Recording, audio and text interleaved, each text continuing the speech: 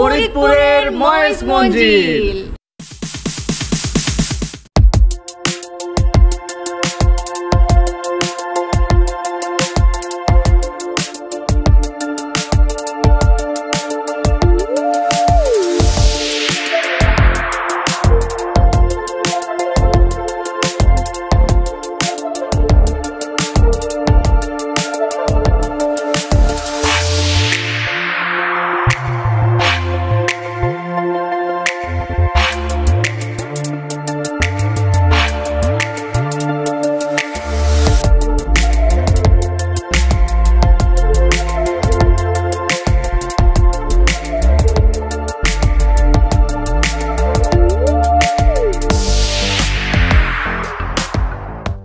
মহেশমঞ্জিল বাংলাদেশের ফরিদপুরে অবস্থিত ব্রিটিশ শাসন আমলের একটি জমিদার বাড়ি।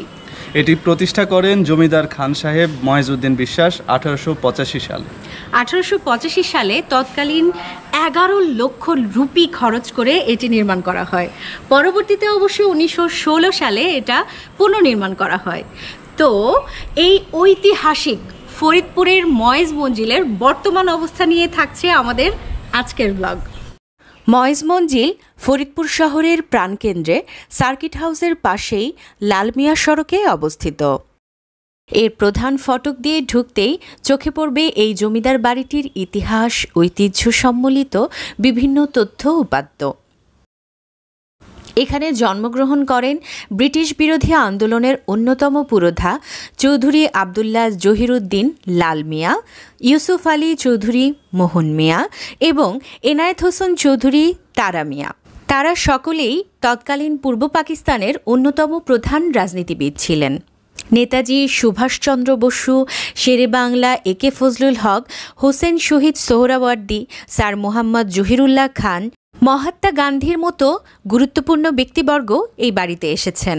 মহেশমঞ্জিলের ঠিক প্রবেশদ্বার দিয়ে তার প্রথম প্রবেশদ্বার দিয়ে ঢুকে দ্বিতীয় প্রবেশদ্বার দিয়ে ঢুকলেই জাস্ট এই মূল বিল্ডিংটা, আর এখানে শুরুতেই আছে দোতলায় যাবার জন্য বাইরে দিয়ে পেঁচানো সিঁড়ি।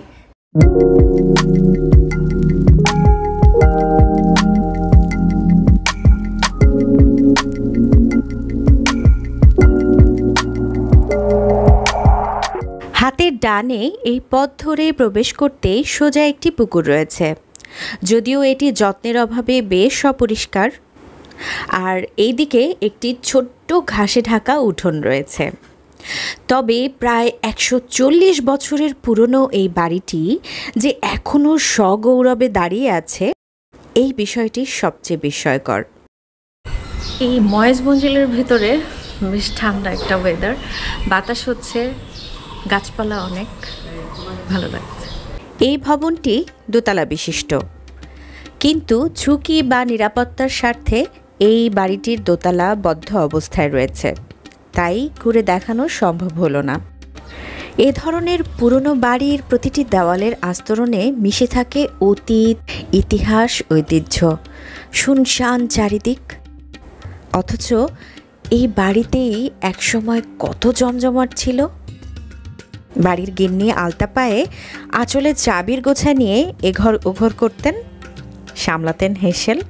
আসলে এই বাড়িটিতে যখন হেঁটে হেঁটে সব কিছু দেখছিলাম, প্রতি মুহূর্তেই যেন বারবার ইতিহাসের পাতা থেকে ঘুরে ঘুরে আসছিলাম। কাঁঠালের সিজন যদি থাকতে থাকতে আসতে পারেন মহেশমঞ্জিলে, বিনা দাওয়াতে অতিথি আপ্যায়নের সুব্যবস্থা আছে। অনেকগুলো কাঁঠাল নিচে ধরে আছে। এখানে আছে কামরাঙ্গা গাছ, তারপরে ওই সাইডে দেখলাম যে অনেকগুলো লিচু ধরে আছে একটা লিচু গাছে, আর আমের অসংখ্য গাছ আছে। এখানে 4টা ঘর আছে টোটাল, এবং সেই জমিদার বংশের অনেক সদস্যও আছে এখন কিন্তু এখানে বসবাস করে। যেমন নতুন একটা বিল্ডিং কিন্তু হচ্ছে ঠিক আমার সামনে।